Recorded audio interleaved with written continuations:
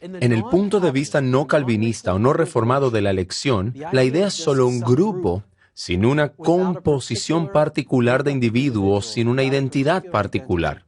Hay quienes son salvos y hay aquellos que no son salvos, y la composición de este grupo aún no se ha determinado porque su salvación se basa en su elección. Esa es la perspectiva no reformada.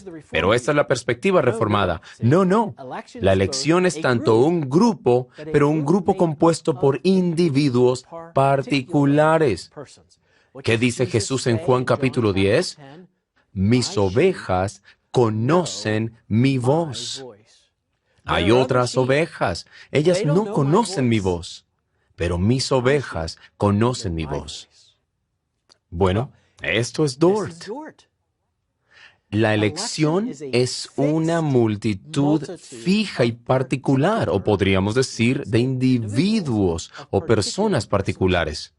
La elección de Dios es desde antes de la fundación del mundo, en relación con las personas que cayeron de su integridad original, su tipo original de ser completo, en pecado y destrucción, que es el juicio por el pecado, por culpa de ellos.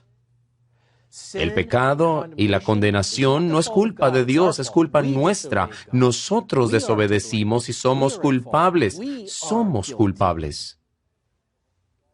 ¿Pero qué hace Dios? Dios escogió a sus elegidos. ¿En base a qué? Bueno, escuchen esto.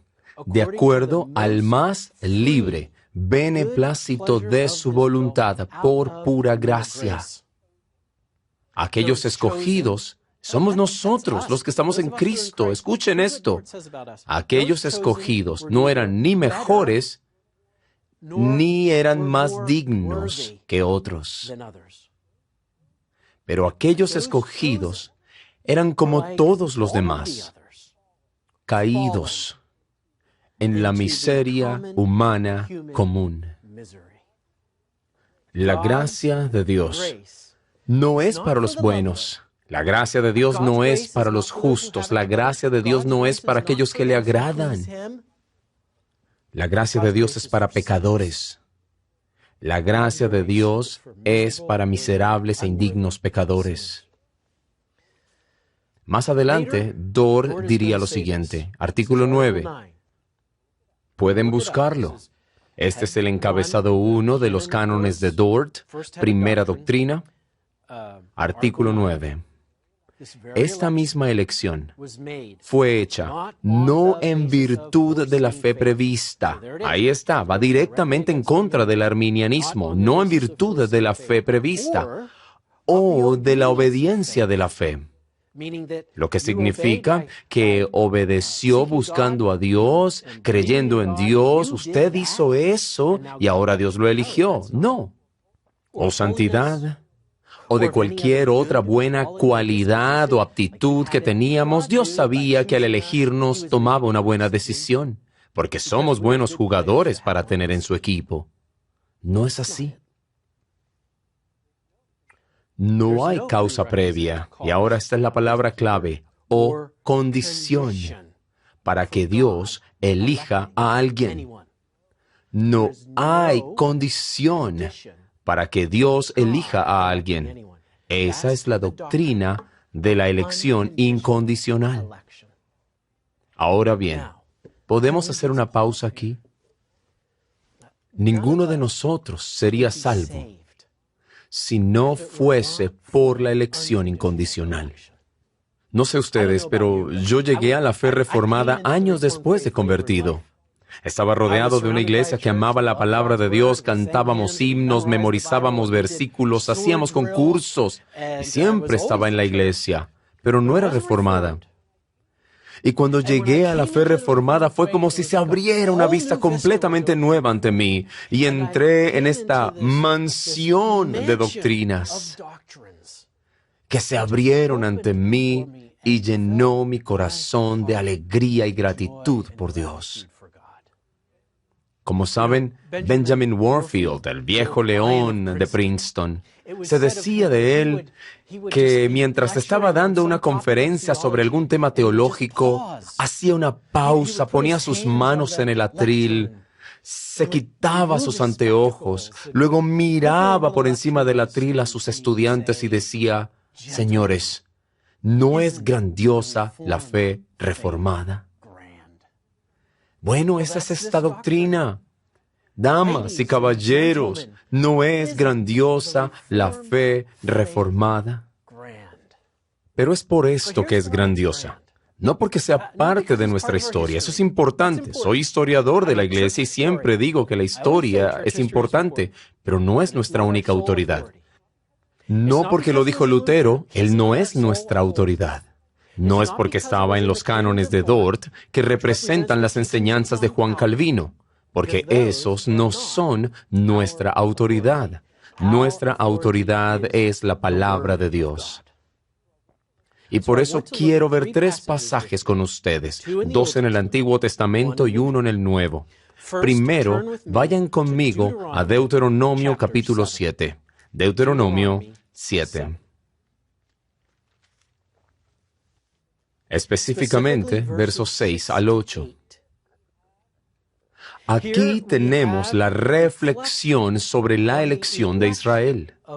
Deuteronomio, capítulo 7, versos 6 al 8. Escuchen la palabra de Dios. Porque tú eres pueblo santo para Jehová tu Dios.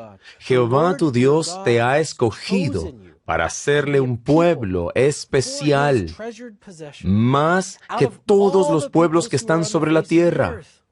No por ser vosotros más que todos los pueblos os ha querido Jehová y os ha escogido, pues vosotros erais el más insignificante de todos los pueblos, sino por cuanto Jehová os amó y quiso guardar el juramento que juró a vuestros padres, os ha sacado Jehová con mano poderosa y os ha rescatado de servidumbre de la mano de Faraón, rey de Egipto. ¿Ven lo que está pasando en el texto? Dios está mirando sobre la faz de la tierra. Está Egipto, nación poderosa, Siria, nación poderosa, luego vendrá Babilonia, nación poderosa, pero en medio de esas superpotencias hay una pequeña porción de tierra llamada Israel. ¿Eran los más grandes? No. En realidad eran los más pequeños. Ahora, si ustedes y yo estuviésemos escogiendo naciones, ¿qué buscaríamos? Buscaríamos la más grande, la más fuerte, la mejor. Buscaríamos aquella que fuera, ¿qué? Agradable. Pero no Dios.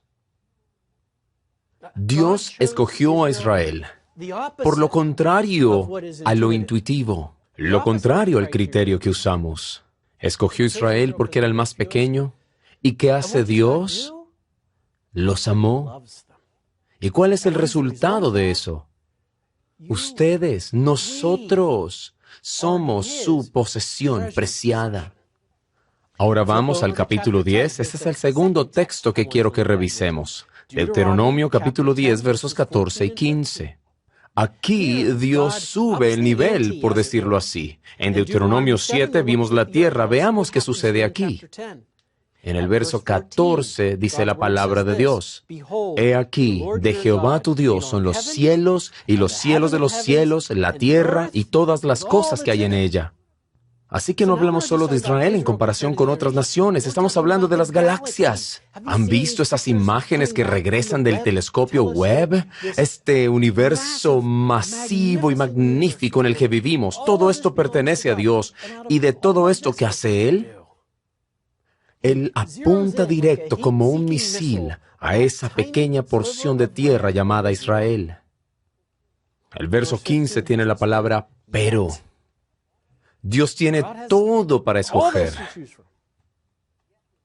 pero solamente de tus padres se agradó Jehová para amarlos, y escogió su descendencia después de ellos, a vosotros de entre todos los pueblos, como en este día. Esto es elección incondicional. No verla aquí es ser ciego, no creerla es negar las Escrituras. La palabra de Dios enseña la elección incondicional. No es la invención de Calvino. No es el invento de los reformadores. Los reformadores no inventaron la doctrina de la elección incondicional, solo la trajeron a la luz. Para demostrarla, la sacaron directamente de las páginas de la Escritura y la exhibieron como la joya de la corona que es. ¿Y qué es sino un testimonio del amor de Dios? ¿Cuál es la condición de nuestra elección? La misericordia de Dios, que es gratis, la gracia de Dios, que es gratis, el amor de Dios, el cual es incondicional. Bueno, ese es el Antiguo Testamento. Vamos a un texto del Nuevo Testamento. Vaya, por favor, a Romanos.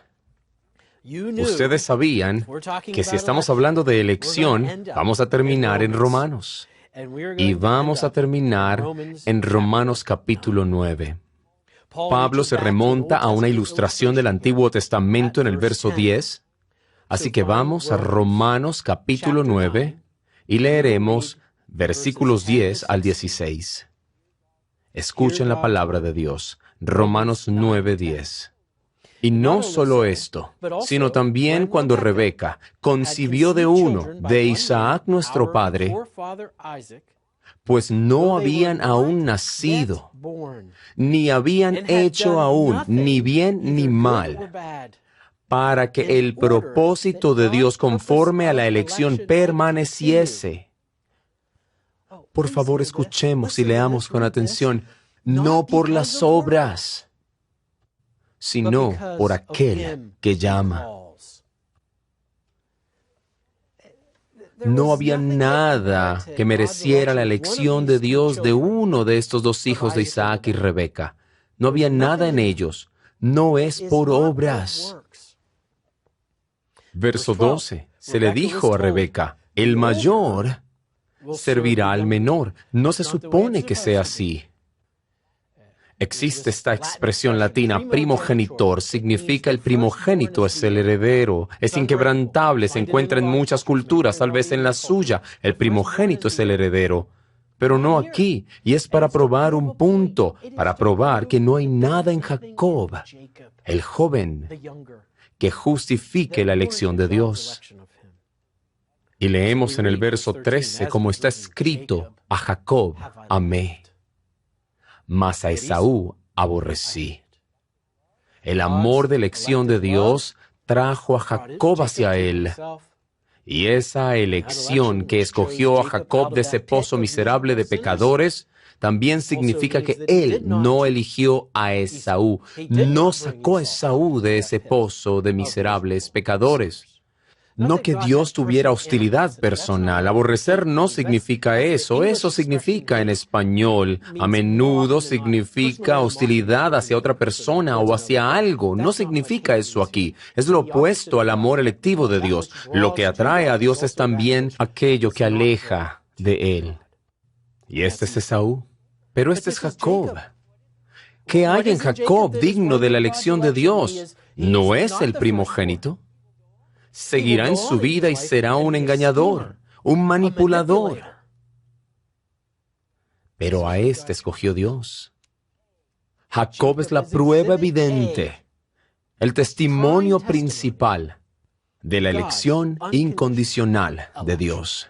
Y en el verso 14, Pablo dice, ¿qué pues diremos? ¿Que hay injusticia en Dios? Porque Dios arbitrariamente elige a uno, tira al otro, elige a uno, pasa por alto el otro. ¿Es Dios injusto? Pablo usa una expresión griega para decir, en términos inequívocos, absolutamente no. Como se traduce en español, en ninguna manera, con signos de exclamación. Tomen dos rascacielos. Pónganlos juntos, arreglen las luces en la noche para que uno deletree la letra N y el otro la letra O. No, de ninguna manera Dios es injusto. Y noten el verso 15, pues a Moisés dice, tendré misericordia del que yo tenga misericordia, y me compadeceré del que yo me compadezca. Y aquí estamos de nuevo. Si usted quiere un versículo, algo que aprender de esta conferencia, un versículo que demuestre la elección incondicional es este, Romanos 9:16. Leamos. Así que, ¿cuál es el qué? Dios mostrando su misericordia. Dios siendo compasivo. Dios escogiendo. Esto es elección de lo que estamos hablando. Dios llamando a un pueblo para sí mismo. Posesión preciada. Volvamos al verso 16. Así que la elección no depende de la voluntad humana o del esfuerzo. No son obras. Usted no puede esforzarse para llegar al cielo. Es imposible. No es por ninguna condición que usted cumpla o califique, sino de Dios quien tiene misericordia. La elección se basa en el beneplácito de Dios. La elección se basa en la voluntad de Dios. La elección es la misericordia de Dios. La elección es el amor de Dios. No depositada sobre los hombros de una criatura digna. Si ese fuera el caso, el cielo sería un lugar muy solitario. Pero Dios pone su amor de elección en aquellos a quienes elige. Damas y caballeros, ¿no es la fe reformada grandiosa? La fe reformada comienza y termina con Dios. La salvación comienza y termina con Dios. Es elección incondicional. Y debido a que es incondicional, no hay lugar para el orgullo. No nos gloriamos de nosotros mismos o nos jactamos en algo que hacemos. Oh, no. Soli Deo Gloria. Para la gloria únicamente de Dios, la salvación comienza y termina en Dios. Su vida, su familia, su ministerio comienza y termina en Dios. Hermanos y hermanas en Cristo, toda la historia humana comienza y termina con Dios. Esta es una doctrina gloriosa, la doctrina de la elección incondicional. Por favor, oren conmigo. Padre Dios, cuán humildes, cuán agradecidos estamos contigo. A ti pertenecen todas las naciones, todos los cielos y toda la tierra. Y tú pones tu amor de elección sobre nosotros. Que seamos llenos de humildad, que seamos llenos de gratitud, que podamos servirte y obedecerte para adorarte, y que seamos hallados fieles hasta ese día en el que tú completes la obra que has comenzado. Te lo pedimos en el nombre de Cristo. Amén.